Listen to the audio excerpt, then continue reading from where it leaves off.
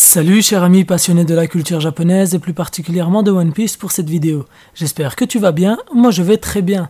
Bienvenue dans cette nouvelle rubrique vidéo où l'on va essayer d'imaginer 5 fruits du démon qui pourraient avoir leur place dans l'univers de One Piece. Et qui sait, peut-être seront-ils présents dans le futur du manga, mais ça, seul le temps nous le dira.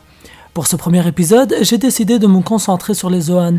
Il y a tellement de moyens de faire quelque chose de bien à ce niveau-là depuis l'apparition de Marco, qu'on va essayer de trouver 5 fruits du démon de type Zoan qui ont leur place dans One Piece. C'est parti!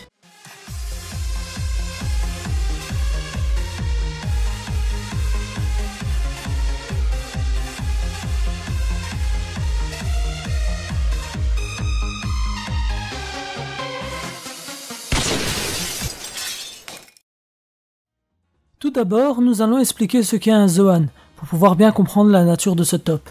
Un Zoan est une des 3 catégories des fruits du démon dans One Piece. Celle-ci est liée à la transformation en bêtes en animaux. Il existe 3 grandes catégories de Zoan. Les Zoan préhistoriques, les mythiques, ainsi que les basiques. Chacune de ces 3 catégories est divisée en sous-catégories. Ici nous parlerons de races, les canidés, les félins par exemple. Ainsi, il pourrait y avoir plusieurs fruits du serpent, chacun lié à une espèce de serpent. Dans ce top, nous allons essayer de prendre au moins un fruit pour chaque catégorie et se diviser dans les sous-catégories.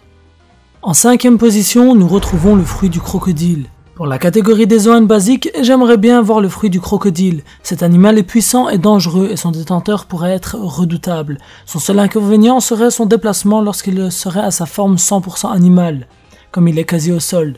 Mais ses avantages seraient énormes, et qui sait, peut-être que dans sa forme 100% animale, il serait capable de nager sans perdre ses forces. Là je crois que je vais un peu trop loin. Bon, passons au suivant. Le fruit du Smilodon. Il s'agirait d'un Zoan préhistorique, comme celui de X-Drake qui détient celui du Tyrannosaure. Il est donc possible qu'un fruit du démon du Smilodon existe dans l'univers de One Piece. Et imagine la puissance que pourrait avoir son détenteur, un monstre de 4 mètres avec des dents aussi dures que des épées. Il serait capable d'engloutir et de détruire les os en une seule morsure. Il y a moyen de creuser à ce niveau-là, je trouve.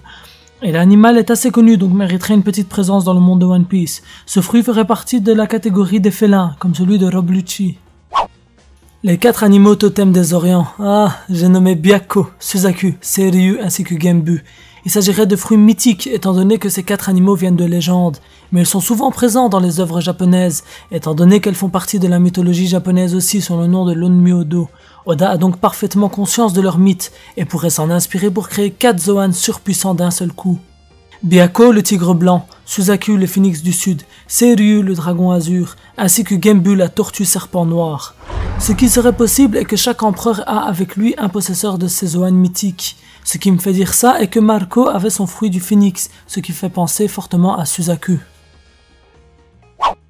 Yamata no Orochi, le fruit mythique de Orochi, un serpent à 8 têtes et 8 queues et dont le souffle est venimeux, inspiré directement de la mythologie japonaise, assez présent dans plusieurs animés mangas tels que Naruto ou dans les jeux vidéo tels que BlazBlue. Oda pourrait l'ajouter à la catégorie des fruits du serpent, comme pour les sœurs de Boa Hancock. Il pourrait s'agir d'un épéiste qui détenterait ce fruit des démons, car Orochi est lié à l'épée démoniaque Kusanagi. Salomon en première place, et ouais je me fais plaisir, le fruit du Zoan mythique, catégorie humaine, un peu comme Bouddha, celui-ci est plutôt religieux. Puisque Oda nous a déjà surpris en s'inspirant de la religion bouddhiste forte répandue au Japon et en Asie, nous pouvons imaginer un second être avec un fruit équivalent à celui de Sengoku. Salomon étant capable de contrôler le vent, de se déplacer dans les airs et de commander les démons. Il aura alors un pouvoir incommensurable tiré par les cheveux. Oui, certains des miens sont d'ailleurs tirés par les cheveux, mais en voyant ce que Oda nous sort, je pense qu'ils sont tous capables d'être introduits dans l'œuvre. Et toi, quel Zoan aimerais-tu voir dans One Piece? N'hésite pas à laisser ton attente dans les commentaires, à t'abonner et à lâcher un putain de Gomu Gomu no Ga Talengue sur le pouce bleu, sans casser ton ordi quand même, je ne rembourserai pas l'ordinateur cassé. N'hésite pas non plus à partager cette vidéo au maximum pour qu'elle atteigne le plus de personnes possible, c'est ce qui m'aide le plus en tant que youtubeur. Vous pouvez aussi me rejoindre sur les réseaux sociaux, moi je vous dis à la prochaine.